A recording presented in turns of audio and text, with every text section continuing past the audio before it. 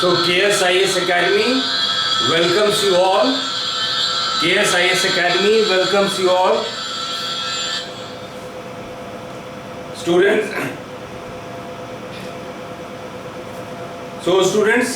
welcome to KSIS Academy.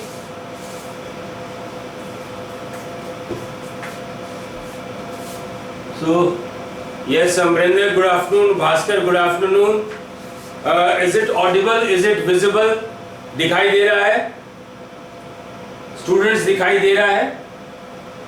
तो चलिए आज हम लोग टेस्ट सीरीज का डिस्कशन करेंगे। ISPT टेस्ट सीरीज के लिए अपने आप को तैयार करेंगे और इसको स्टार्ट करने से पहले कुछ कॉन्सेप्ट पे ध्यान दीजिए। दिखाई दे रहे हैं बच्चों? तो कॉन्सेप्ट आपका है, मान के चलिए वी आर टॉकिंग अबाउट कोविड-19। हम लोग कोविड-19 के बारे में बात कर रहे हैं। कोविड-19 एक प्रॉब्लम है, एक ये परेशानी है। तो व्हाट इज द सॉल्यूशन? इसका सॉल्यूशन क्या है? इसका सॉल्यूशन है, एक आपका जो सॉल्यूशन है वो है वैक्सीन। कि ये इसका एक साइंटिफिक सॉल्यूशन, आपका एक साइंटिफिक समाधान जो है वैक्सीन है। दूसरा है कम्युनिटी सॉल्यूशन। समाज के आधार पर आप क्या करेंगे? तो समाज के आधार पर कल हम लोग पढ़े थे कि नीति आयोग एक बिहेवियरल चेंजेस के लिए बोली है, एक नया मोटो लेके आई है ताकि आपके व्यवहार में बदलाव आ सके। तो ये व्यवहार में बदलाव कैसे लाएंगे आप? लगातार अपने हाथ को सैनिटाइज करते रहेंगे, मास्क पहनेंगे। इसका फायदा क्या होगा? इसका फायदा ये होगा कि आपके बॉडी में इम्यूनिटी सिस्टम बन जाएगा। आपका शरीर में इम्यून जो सिस्टम है कोविड-19 को फाइट करने के लिए वो पैदा हो जाएगा। ये भी एक समाधान है, क्योंकि जब तक आपका वैक्सीन आता है मार्केट में तब तक आप देखेंगे आपका शरीर खुद इम्यून हो चुका है कोरोना वायरस को फाइट करने में, और ये ज्यादा इफेक्टिव सिस्टम है। तीसरा आप देखेंगे कि आपके इसमें, आपके समाज में, आपके देश में, आपके राज्य में, आपके शहर में और आपका भी आर्थिक व्यवस्था में कुछ परिवर्तन आया है। किसी चीज को काम करने का तरीका बदला है। तो इसका एक इकोनॉमिक सिस्टम है। तो कोविड-19 को यदि हमको अध्ययन करना है तो उसके साइंटिफिक, बायोटेक्नोलॉजिकल, बॉडी में कैसे इम्यून सिस्टम बनाया जाए एंटीबॉडी की तरह या वैक्सीन की तरह, बायोटेक्नोलॉजी का हेल्प कैसे ले, तो ये एक साइंस पर्सपेक्टिव है। दूसरा एक कम्युनिटी पर्सपेक्टिव है। आप समुदाय के आधार पे देखेंगे कि आपके शरीर को इम्यून कर दिया जाए, पूरे समाज को इम्यून कर दिया जाए, और इसका प्रभाव आपके आर्थिक दशा पे पड़ेगा। इस कोविड-19 महामारी के कारण आपके राजनीतिक व्यवस्था पे भी प्रभाव पड़ेगा, अंतर्राष्ट्रीय संबंध में भी प्रभाव पड़ेगा। तो कोविड-19 एक ऐसा सब्जेक्ट है जिसको कि आप 4-5 दृष्टिकोण से, 4-5 व्यू से उसको अध्ययन कर सकते हैं। ये उदाहरण देने का अर्थ यही है कि आप जो भी छोटे छोटा टुकड़ा, छोटा छोटा कॉन्सेप्ट्स पढ़े हैं, अब उस सारे कॉन्सेप्ट्स को मिलाइए, सारे कॉन्सेप्ट्स को कोरिलेट कीजिए, तभी आपका IAS का PT जो है निकलेगा। कहने का मतलब कि हम लोग परीक्षा इसलिए दे रहे हैं ताकि क्वालिफाई कर। कोई ये एक्सपीरियंस बिल्डिंग सेशन नहीं हो रहा। आइडियली यही है कि आप मैक्सिमम तीसरे अटेम्प्ट तक क्वालिफाई कर जाइए, फुल्ली क्वालिफाई कीजिए। पीटी क्वालिफाई करने की नहीं बात कर रहे हैं। 6 चांस 9 चांस और असीमित चांस के चक्कर में मत रहिए। पहला दूसरा में ज्यादा संभावना है और पहला दूसरा में नहीं हो पाया किसी कारण से, तो तीसरे में कंप्लीट कर दीजिए। यूपीएससी का फाइल खोल को क्लोज कर दीजिए, क्योंकि डाटा के आधार पे भी उसके बाद जो है, उसके बाद यदि अटेम्प्ट लेते हैं तो होने की संभावना बहुत कम हो जाती है। तो हमारा जो उद्देश्य है वो है कि किस तरह हम लोग 55 क्वेश्चंस को सक्सेसफुली अटेम्प्ट कर ले। मतलब आपका जो क्वेश्चन है 55 क्वेश्चन को सक्सेसफुली अटेम्प्ट कर लें, यानी आप 110 क्वेश्चन को बना लीजिए। और इसी के तहत हम लोग जो हैं कॉन्सेप्ट्स को देखेंगे, कॉन्सेप्ट को समझेंगे, कॉन्सेप्ट को कोरिलेट करेंगे, मिलाएंगे, ताकि सारा क्वेश्चन का आंसर हम लोग दे सकते हैं। अब चलते हैं टेस्ट सीरीज में। टेस्ट सीरीज में पहले जो हम लोग का अप्रोच था कि एक क्वेश्चन था, उसको बारी बारी से हर एक तरीके से हम लोग डिस्कस करते थे। मींस एक क्वेश्चन से 10 क्वेश्चन निकल जाता था। लेकिन यूपीएससी में थोड़ा सा अप्रोच डिफरेंट है। हम लोग बहुत सारे कॉन्सेप्ट, बहुत सारे तथ्य को देखेंगे, तब किसी क्वेश्चन का एक ऑप्शन पे हम लोग कंक्लूजन पहुंच सकते हैं। तो आपका जो टेस्ट सीरीज का क्वेश्चन नंबर 6, 7, 8, 9, 10, ये सारा क्वेश्चन 6 to 10 इंटर रिलेटेड है। और इसी इंटर रिलेशन के आधार पर आप जब मैदान में कूदेंगे तब आप ये आंसर बना पाएंगे। कुछ बच्चे हो सकता है मेरी बात को ना माने, वो उनका प्रॉब्लम है। कुछ बच्चे अपना थ्योरी निकाले, वो उनका प्रॉब्लम है। लेकिन आपका प्रॉब्लम यह है कि सारे कॉन्सेप्ट्स को इंटीग्रेट करके हम लोग कैसे सही कंक्लूजन पे पहुंचे। तो जो बच्चे इस साल एग्जाम दे रहे हैं, इस मेथोडोलॉजी को समझिए, और इस सेशन के अंत में आपको कुछ होमवर्क भी देंगे। यदि उसको कुछ पढ़ के आएंगे तो फिर आगे के क्वेश्चन हम लोग बना पाएंगे। So let's start students. तो हम लोग कल जो क्वेश्चन डिस्कस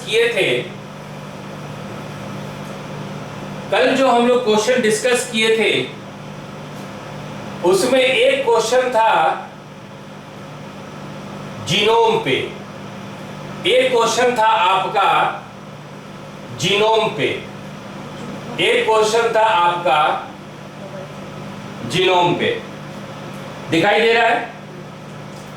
तो जीनोम का क्वेश्चन हम लोग क्यों डिस्कस किए थे, आज उसका हम लोग को अर्थ समझ में आएगा।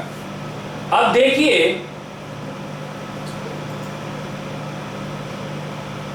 कि जीनोम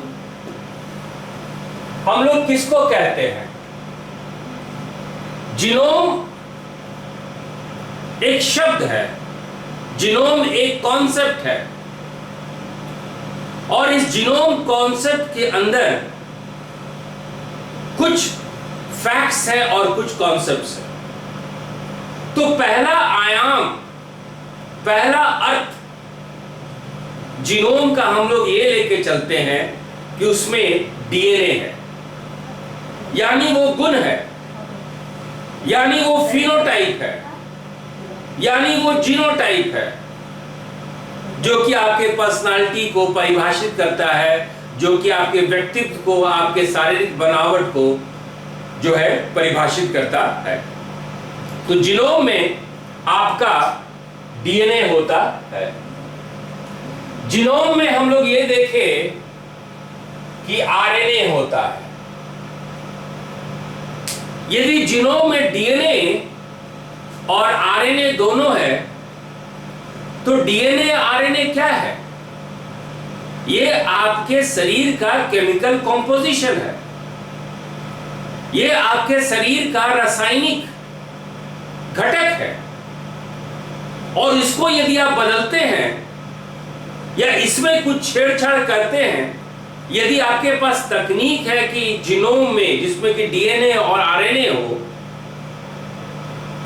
उसमें यदि कुछ परिवर्तन करते हैं, यदि if you have the technique, तो नया जो स्पीसीज, नया जो जीव आएगा, चाहे वो टमाटर हो चाहे वो भेड़ हो, उसमें कुछ परिवर्तन जरूर आएगा।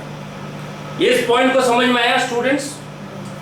अब देखिए कि जीनोम में हम लोग माइटोकॉन्ड्रियल डीएनए की भी बात करते हैं।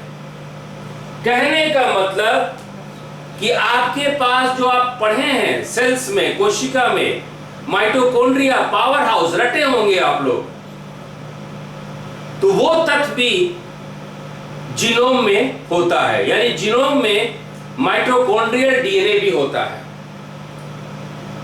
Energy, power house, chemical composition को चेंज करने के लिए जो स्रोत चाहिए, जो एनर्जी चाहिए, सोर्स चाहिए, वो जीनोम में रहता है। और अंतिम में यदि हम लोग पादप की बात करें, पौधों की बात करें, प्लांट्स की बात करें, तो जीनोम में क्लोरोप्लास्ट डीएनए भी होता है। ठीक है? अब सवाल उठता है कि हम लोग ये जो कॉन्सेप्ट पढ़ रहे हैं, ये कॉन्सेप्ट पढ़ रहे हैं बायोटेक्नोलॉजी के तहत। बायोटेक्नोलॉजी क्या है? आपका वैक्सीन बनाना, आपका एंटीबॉडी बनाना, ये क्या है? ये मानव कल्याण के लिए कदम है। और किस पे आधारित है? बायोटेक्नोलॉजी पे। तो जीनोम में परिवर्तन यदि हम लोग मानव परिवर्तन के लिए करें, मानव तकनीक लगा के मानव कल्याण के लिए करें, for social welfare, then it is a biotechnology. तो चलिए अपने डिस्कशन को हम लोग आगे बढ़ाते हैं। और हम लोग आगे बढ़ाने से पहले कल क्वेश्चन हम लोग बात किए थे कि क्लोनिंग है, चाहे आपका टमाटर, यदि मान लीजिए उदाहरण के लिए टमाटर जो है सड़ जाता है, तो ऐसा कोई नया टमाटर बनाए जो कि जल्दी ना सड़े, तो इसके लिए कुछ उसके जेनेटिक चेंजेस लाना होगा, जीन में चेंजेस लाना होगा। हम लोग इसी तथ्य पे डिस्कस कर रहे थे और इसी पे 8 नंबर क्वेश्चन था, जिसको कि हम लोग ये कहे थे कि कुछ और कॉन्सेप्ट्स लेके फिर इस चीज को, इस क्वेश्चन को हम लोग समझेंगे। इस क्वेश्चन को पढ़िए। What are the conditions necessary for cloning? Cloning के लिए आवश्यक शर्तें क्या हैं? क्लोनिंग क्या है? क्लोनिंग मतलब फोटोकॉपी। समान भाषा में क्लोनिंग है क्या? यदि हम लोग लैब में अमरिंदर का फोटोकॉपी बना ले तो क्लोनिंग हुआ। यदि हम लोग किसी मुर्गे का फोटोकॉपी अपने लैब में बना ले तो हम लोग मुर्गे का क्लोनिंग कर दिए।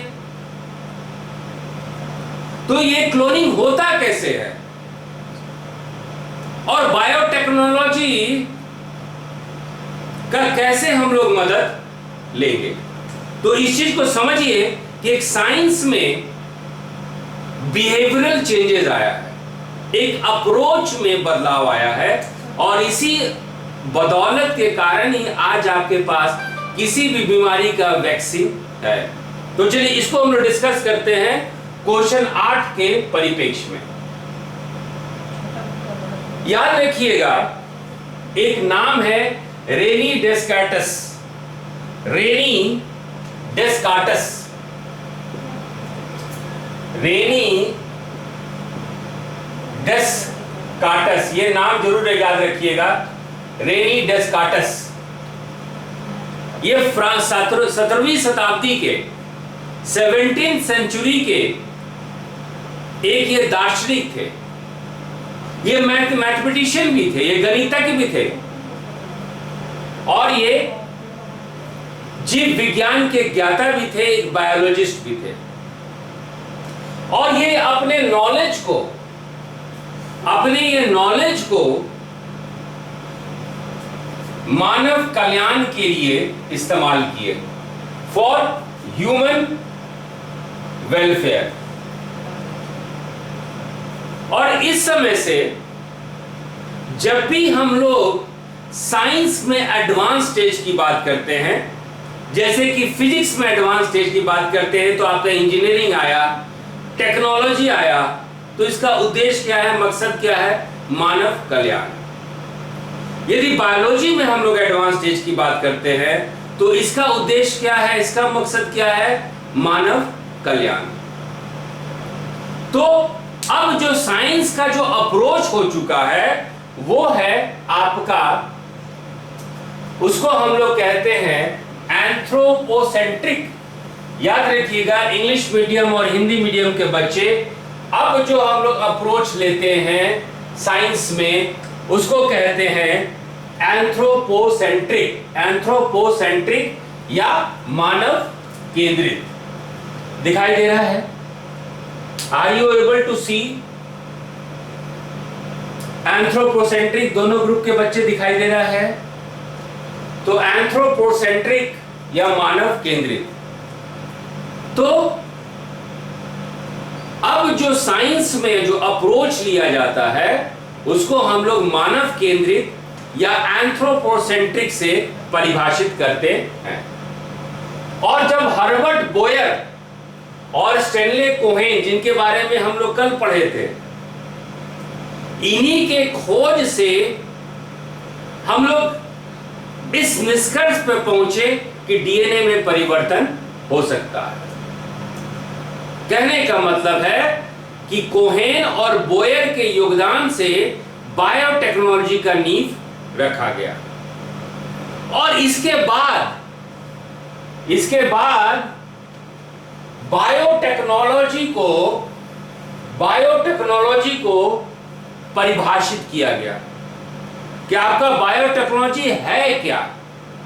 तो बायोटेक्नोलॉजी आपका जितना भी नेचुरल साइंस है, जितना भी आपका प्राकृतिक विज्ञान है, जितना भी आप नेचुरल साइंस देखते हैं या प्राकृतिक विज्ञान देखते हैं, चाहे उसको कोशिका के आधार पे देखते हैं, सेल्स के स्टेज पे देखते हैं, या टिश्यू के स्टेज पे देखते हैं, या ऑर्गन्स के स्टेज पे देखते हैं, अंग के स्टेज पे देखते हैं, या आणविक आधार पे देखते हैं, मॉलिक्यूलर स्टेज पे देखते हैं, सबका समायोजन, जब सबका समायोजन मानव कल्याण के लिए हो तो उसको बोला जाता है बायोटेक्नोलॉजी।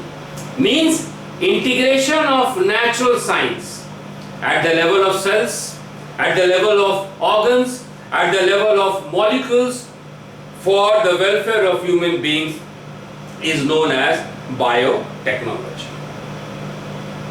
शुरू में मानव जाति बहुत सारे बीमारियों से ग्रस्त था।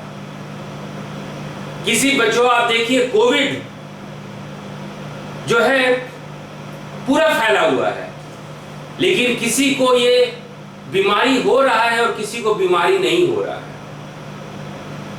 और गांव में जाएंगे तो कितनों लोग को बीमारी हो के अपने आप ठीक भी हो गया, किसी को मालूम भी नहीं चला।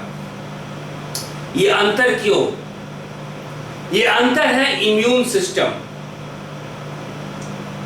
कह सकते हैं कि किसी का इम्यून सिस्टम ज्यादा स्ट्रांग है तो बीमारी उसको प्रभावित नहीं किया, और जिसका इम्यून सिस्टम वीक है वो बीमार पड़ गए। या इन्फेक्टेड हो गए और दुर्भाग्यवश किसी किसी लोगों का मौत हो गया। तो ऐसे में बायोटेक्नोलॉजी क्या करेगी? बायोटेक्नोलॉजी जो है आपके जीन्स में परिवर्तन लाने की कोशिश करेगी, ताकि आपका जो सिस्टम है वो कोविड को, कोरोना वायरस को फाइट कर सके। तो जीन में कैसे चेंज आएगा? तो जीन में चेंज आएगा, डीएनए में चेंज आएगा आपके वैक्सीन से। अब इसको कैसे करना है? इसको करने के लिए कुछ हम लोग को बेस से, आधार से समझने की जरूरत है। यहां तक मेरे पॉइंट समझ में आया स्टूडेंट्स? प्लीज टेल मी, यहां तक आप लोग को समझ में आया?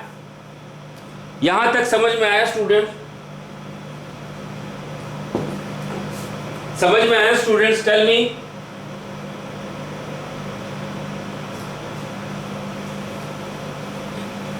यहां तक समझ में आया? Okay, Amrinder is saying yes sir, getting. Rest of the students are not getting or what? Okay. चलिए, बायोटेक्नोलॉजी का जो प्रिंसिपल है, बायोटेक्नोलॉजी का जो प्रिंसिपल है, बायोटेक्नोलॉजी का जो सिद्धांत है, बायोटेक्नोलॉजी का जो प्रिंसिपल्स है, बायोटेक्नोलॉजी का जो सिद्धांत है, मुख्यतः दो तकनीक पे आधारित है। जैव प्रौद्योगिकी या बायोटेक्नोलॉजी का सिद्धांत जो है दो तकनीक पर आधारित है। The concept of biotechnology is based principally on two primary या टू मेजर टेक्निक्स। अब सवाल उठता है ये टेक्निक है क्या? What is that technique?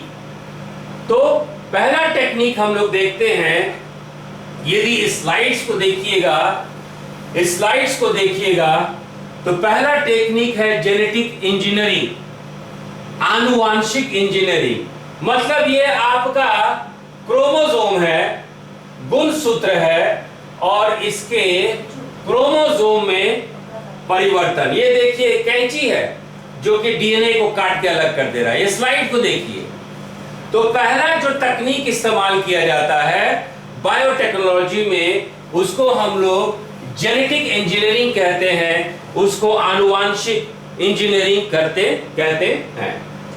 अब देखिए, ये आनुवांशिक इंजीनियरिंग, ये जेनेटिक इंजीनियरिंग क्या है? नाउ कमिंग टू अमरिंदर्स क्वेश्चन, जो कि कल व्हाट्सएप से ये पूछे थे। तो जेनेटिक इंजीनियरिंग है क्या? तो जैसा कि हम लोग डिस्कस किए थे, आपके जो जेनेटिक मटेरियल है, आपके बॉडी में जेनेटिक मटेरियल क्या है? आपके बॉडी में जो आपका जेनेटिक मटेरियल है वो डीएनए और आरएनए है। और डीएनए और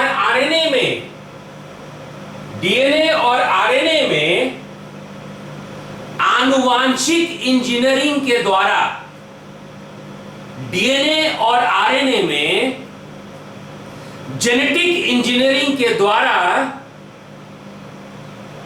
परिवर्तन, alteration in the DNA and RNA. Alteration in the DNA and RNA means change in the chemical composition of genetic material. DNA और RNA का में परिवर्तन का मतलब होता है कि आपके जो जेनेटिक घटक है आपके शरीर का, उसके रासायनिक घटकों में परिवर्तन। और रासायनिक घटकों में परिवर्तन कैसे किया जाता है उसको हम लोग आगे देखते हैं। इसका हम लोग डिस्कशन कल कर चुके थे, लेकिन फिर आगे देखेंगे। तो जब आप डीएनए और आरएनए में परिवर्तन करते हैं तो वो परिवर्तित जो रासायनिक घटक है फिर से उस जीव में डाला जाता है। मान लीजिए डीएनए में कुछ परिवर्तन करके इसको कोविड से इम्यून बना दिए, तो उसको फिर से उस जीव में, उस परपोषी जीव में, उस होस्ट में डाला जाता है, ताकि जो है आपके सिस्टम में वो वांछनीय परिवर्तन आ जाए, जो आप चेंजेस चाहते हैं वो आ जाए। ठीक है, तो चलिए दूसरा जो टेक्निक इस्तेमाल किया जाता है, बायो प्रोसेस इंजीनियरिंग, और इसका हिंदी यदि देखिएगा तो आपका इसका मतलब समझ में आ जाएगा। इसमें क्या होता है, बायो प्रोसेस का हिंदी होता है जैव प्रक्रम, और जैव प्रक्रम रासायनिक इंजीनियरिंग, जैव प्रक्रम बायो प्रोसेस में रोग मुक्त प्रक्रम, रोग मुक्त जो है बदलाव। अब देखिए बायो प्रोसेस इंजीनियरिंग में क्या होता है। बायो प्रोसेस इंजीनियरिंग में पहले आप जेनेटिक इंजीनियरिंग में रासायनिक परिवर्तन कर लिए कि किस तरह का आपको चेंज चाहिए, किस तरह का आपको पैटर्न चाहिए। अब आप उसको लैब में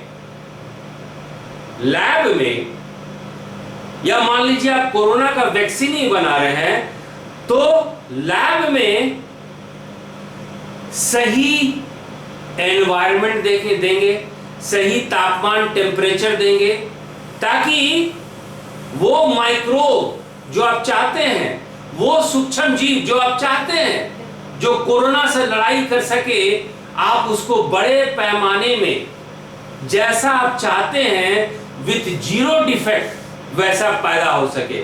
याद रखिएगा, अभी भी जो वैक्सीन की बात की जाती है, वैक्सीन की ये बात की जाती है कि 70-75% तक भी वो इफेक्टिव हो जाए वैक्सीन, तो उसको अच्छा माना जाता है, क्योंकि ये बायो प्रोसेस इंजीनियरिंग का भाग होता है। बायो प्रोसेस इंजीनियरिंग का ये भाग होता है। आप ये देखिए, इस तरह के लैब कंडीशंस में उसको जो है इसका उत्पादन किया जाता है। यहां तक समझ में आया स्टूडेंट्स? यहां तक समझ में आया? यहां तक समझ में आया स्टूडेंट्स?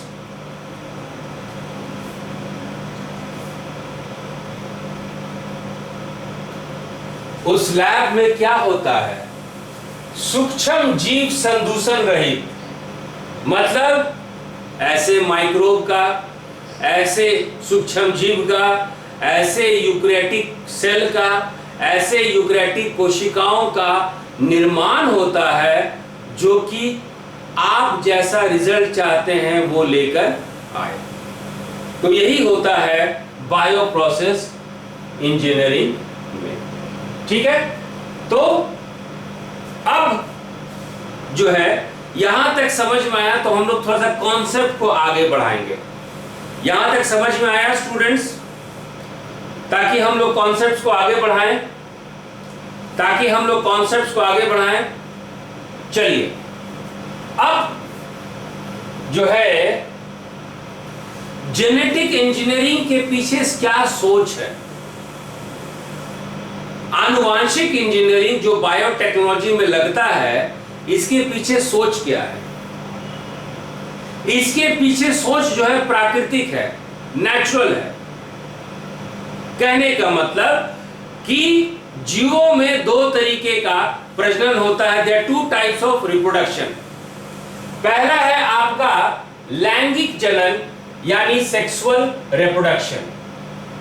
इसमें क्या होता है कि पर्सन ए का कुछ पर्टिकुलर जेनेटिक सेटअप होता है, पर्टिकुलर बी का कुछ पर्टिकुलर जेनेटिक सेटअप होता है, और जो दूसरी पीढ़ी होती है इसके जेनेटिक सेटअप में कुछ ऐसे परिवर्तन आते हैं जो कि समाज के लिए, जो कि उस व्यक्ति के लिए अच्छा माना जाता है। तो लैंगिक जनन का जो है दो विभिन्न व्यक्तियों का जो गुण है अगले पीढ़ी में आता है, जो कि अलैंगिक जनन में यदि हम लोग अलैंगिक जनन बात करें, असेक्सुअल रिप्रोडक्शन बात करें, तो इसमें क्या होता है, एक ही गुण अच्छा हो या खराब हो, जो भी गुण है वो आगे तक ये चलता चला जाता है। तो समाज के आधार पे, कम्युनिटी के आधार पे, बायोलॉजी के आधार पे, मेडिसिन के आधार पर लैंगिक जनन जो है आपका अच्छा माना जाता है। Sexual reproduction is considered better healthy in comparison to asexual reproduction और या अलैंगिक जनन। अब इसी का कॉन्सेप्ट को जो है बायोटेक्नोलॉजी में इस्तेमाल किया जाता है। अब देखिए, हम लोग ये पढ़ चुके थे कल कि बोयर क्या निकाले, बोयर क्या खोज किए।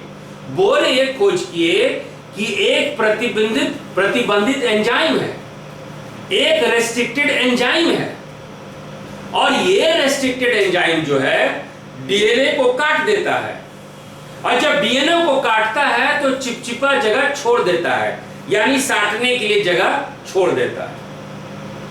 कोहेन क्या पता लगाए, कोहेन ये पता लगाए कि एक प्लाज्मिड है जो कि स्वतंत्र रूप से रेप्लिकेट करता है, स्वतंत्र रूप से ये गुणन करने की क्षमता है। तो यही दोनों कॉन्सेप्ट बायोटेक्नोलॉजी का बेस बना, बायोटेक्नोलॉजी का नींव बना, राइट। तो इसी बायोटेक्नोलॉजी का कॉन्सेप्ट को, जो कि बेस्ड है सेक्सुअल रिप्रोडक्शन पे, लैंगिक जनन पे, बायोटेक्नोलॉजी इस्तेमाल करती है। क्या करती है इस्तेमाल बायोटेक्नोलॉजी? कि मान लीजिए एक जो है आप होस्ट डीएनए हैं, मतलब आप परपोषी डीएनए हैं, आपको कोरोना वायरस हो गया है और आप में बदलाव की जरूरत है ना। तो बदलाव की जरूरत है तो हम लोग एक ऐसे आदमी को खोजेंगे जिसको कि कोरोना वायरस हो चुका है और कोरोना वायरस से ठीक हो चुका है, जो हम लोग प्लाज्मा थेरेपी की कॉन्सेप्ट बात करते हैं। तो ऐसे व्यक्ति के डीएनए को लिया जाएगा और इसको इंजेक्ट कर दिया जाएगा परपोषी जीव में, इसको इंजेक्ट कर दिया जाएगा परपोषी जीव में, ताकि उसके डीएनए में परिवर्तन आ जाए और ये भी कोविड बीमारी को लड़ने के लिए सक्षम हो जाए। ये कॉन्सेप्ट समझ में आया स्टूडेंट्स? ये कॉन्सेप्ट समझ में आया तो आगे बढ़ेंगे। ये कॉन्सेप्ट समझ में आया बच्चों? ये कॉन्सेप्ट समझ में आया? ये कॉन्सेप्ट समझ में आया स्टूडेंट्स? ये कॉन्सेप्ट समझ में आया? ये कॉन्सेप्ट समझ में आया स्टूडेंट? ओके, तो चलिए अपने कॉन्सेप्ट को थोड़ा सा आगे बढ़ाते हैं। अब देखिए, ये है, मान लीजिए ये है आपके पेशेंट, ये है आपके पेशेंट जिनको कोविड-19 हो गया है, जिनको कोविड-19 हो गया है, और ये है पेशेंट जो कि कोविड-19 से लड़कर ठीक हो गया है, राइट। तो आपके पास प्रतिबंधित एंजाइम है, ई कोराई प्रतिबंधित एंजाइम है जो कि डीएनए को काटता है। तो जैसे यहां भी डीएनए को काट दिया, उस पेशेंट के डीएनए को भी काट दिया, और जिसका कोविड-19 से ठीक हो गया है उसके डीएनए को भी काट दिया। अब ये डीएनए को काटा तो दोनों जगह चिपचिपापन हो गया। जब दोनों जगह चिपचिपापन हो गया तो दोनों को जो है चिपचिपापन को आप साट देंगे तो एक नया डीएनए बन जाएगा, एक नया डीएनए बन जाएगा जिसको कि आप recombinant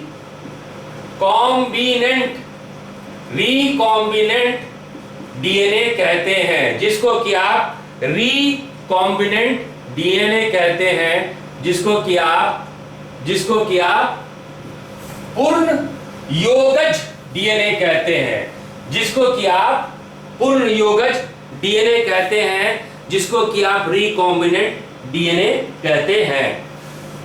Amarinder, am I able to answer your queries now? Amarinder, am I able to answer your queries now? है ना?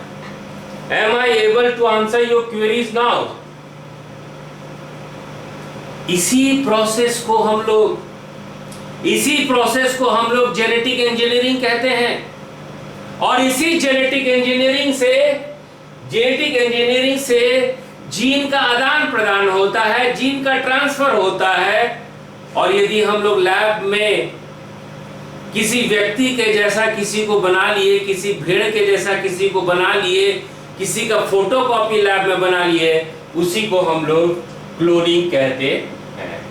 इसी को हम लोग क्लोनिंग कहते हैं। इसी को हम लोग क्लोनिंग कहते हैं। ठीक है, इसी को हम लोग क्लोनिंग कहते हैं। चलिए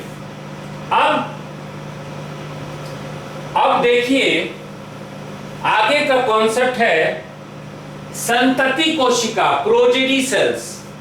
मतलब जिस आदमी में कोशिका में बदलाव हो रहा है उसको हम लोग प्रोजेनी सेल्स कहते हैं या संतति कोशिका कहते हैं। और जो जिस डीएनए में बदलाव हो रहा है उसको हम लोग होस्ट डीएनए कहते हैं या परपोषी डीएनए कहते हैं।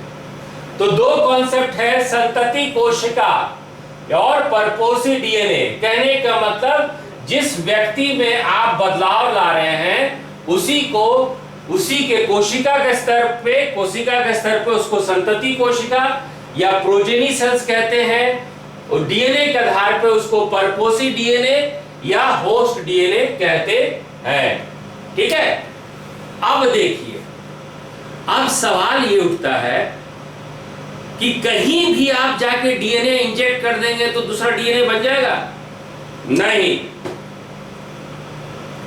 कहीं भी इंजेक्ट करने से, कहीं भी डीएनए काटने से और डीएनए साटने से आपका सक्सेसफुल डीएनए या सक्सेसफुल क्लोनिंग नहीं हो सकता है। इसके लिए क्या कंडीशन चाहिए? इसके लिए कंडीशन ये चाहिए कि जो आपका क्रोमोसोम है इसका एक सीक्वेंस है और यहां पे एक जीनोम होगा, ठीक है, यहां पे एक जीनोम होगा और उसी जीनोम में यदि डीएनए ट्रांसफर की बात करेंगे, जेनेटिक ट्रांसफर की बात करेंगे, तभी वो सक्सेसफुल होगा। क्योंकि एक खास सीक्वेंस में जहां पे जीनोम है, जीनोम में यदि आप इंजेक्ट करेंगे तो नए डीएनए का क्या होगा? नया डीएनए उस गुणसूत्र का, उस क्रोमोसोम का पार्ट बन जाएगा, उस क्रोमोसोम का अंग बन जाएगा और अपने आप फिर वो रेप्लिकेट करना बॉडी में चालू कर देगा, अपने आप वो गुणन करना शरीर में चालू कर देगा। तो जिस जगह पे आप डीएनए इंजेक्ट करेंगे और जहां पे ये आपका जीन ट्रांसफर सफलतापूर्वक हो, जहां पे जीनोम मौजूद हो, उसको हम लोग ऑरिजिन ऑफ रेप्लिकेशन, उसको हम लोग प्रतिकृतियन का उत्पत्ति कहते हैं, उसको हम लोग प्रतिकृतियन का उत्पत्ति कहते हैं। ठीक है, अब इस तरह का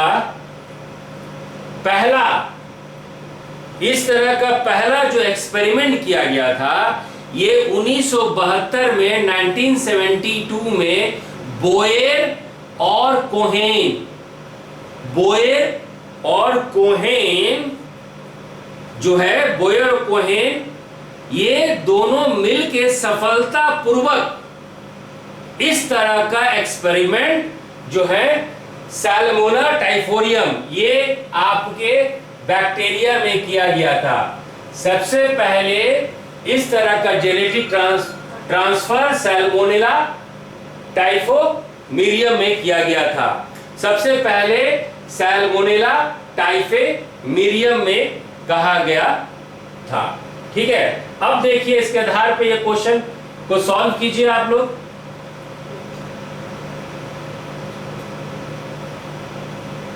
question number 8, what are the conditions necessary for cloning?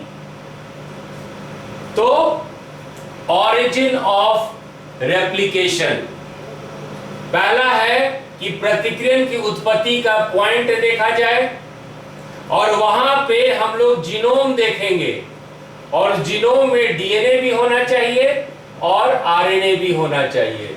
तो सही आंसर है इसका D, all the options, D सभी विकल्प। तो क्वेश्चन नंबर 8 का जो है सही आंसर है D, all the options. Question number 9 पे चलते हैं। क्वेश्चन नंबर 9 पे चलते हैं। Which bacteria was used for the construction of first recombinant DNA? Salmonella, Salmonella typhi, Salmonella typhimurium। पहले पूर्वजन्म डीएनए का निर्माण के लिए किस जीवाणु का उपयोग किया गया? तो वो था आपका सैल्मोनेला टाइफीरियम। तो ऑप्शन ए, ऑप्शन ए। एक क्वेश्चन है, what are molecular scissors? Molecular scissor क्या है? क्वेश्चन नंबर 10, मॉलिक्यूलर सीजर क्या है? आणविक कैंची क्या है? कैंची मतलब काटना। तो डीएनए को कौन काटा? वो प्रतिबंधित एंजाइम काटा, वो रिस्ट्रिक्टेड एंजाइम काटा, वो ई कोलाई एंजाइम काटा। तो सही आंसर है आपका they are, what are molecular scissors? They are restriction enzymes, they cut pieces of DNA। तो सही ऑप्शन है आपका सी। आणविक कैंची क्या है? प्रतिबंधित एंजाइम है, सही है। वे डीएनए के टुकड़े काटते हैं, ये भी सही है। तो सही ऑप्शन है आपका सी। ठीक है स्टूडेंट्स, अब हमको खुल के ईमानदारी से बताइए ये आपको समझ में आया कि नहीं। खुल के सारे बच्चे जो क्लास देख रहे हैं खुल के बताइए समझ में आया कि नहीं। देखिए इस तरह से हम लोग यदि कॉन्सेप्ट्स को डिस्कस करेंगे, इस तरह से हम लोग कॉन्सेप्ट को डिस्कस करेंगे तो हम लोग 55 नहीं करीब करीब आईएएस पीटी का सारा क्वेश्चन बना लेंगे। और जो बच्चे क्लास अटेंड कर रहे हैं, मेरा बहुत सिंसियर विश है कि आप लोग क्वालिफाई करें। आप लोग को अच्छा से अच्छा अभी जो लास्ट 30 दिन है, जो अंतिम 30 दिन है, आपको हम ऐसा रिसर्च करके क्वेश्चन पे डिस्कशन हम लोग करेंगे ताकि आप आराम से जो है आईएएस के पीटी को, परीक्षा को आराम से सॉल्व कर सके। So it is a challenge to me also कि किस हद तक हम ट्रेंड को, किस हद तक किसी भी जो है सामाजिक जो तत्व है उसके महत्व को समझ रहे हैं। लेकिन डेफिनेटली आपको इसी तरह से कॉन्सेप्ट एनालिसिस करना है, क्योंकि डीएम और एसडीएम में तो अंतर होगा ही, एसपी और डीएसपी में तो अंतर होगा ही, डीएसपी और सिपाही में तो अंतर होगा ही, डीएसपी और दरोगा में तो अंतर होगा ही। तो अब आप समझ गए कि किस हद तक आपको सोच चाहिए आईएएस ऑफिसर बनने के लिए। हम लोग अभी ब्रेक के लिए रुकते हैं। ब्रेक के बाद 5 मिनट में हम लोग मिलेंगे, बाकी क्वेश्चन डिस्कस करेंगे और कुछ आपको होमवर्क देंगे ताकि कुछ एनवायरनमेंट का आगे क्वेश्चन हम लोग कर सके। तो चलिए विल ब्रेक फॉर 5 मिनट्स।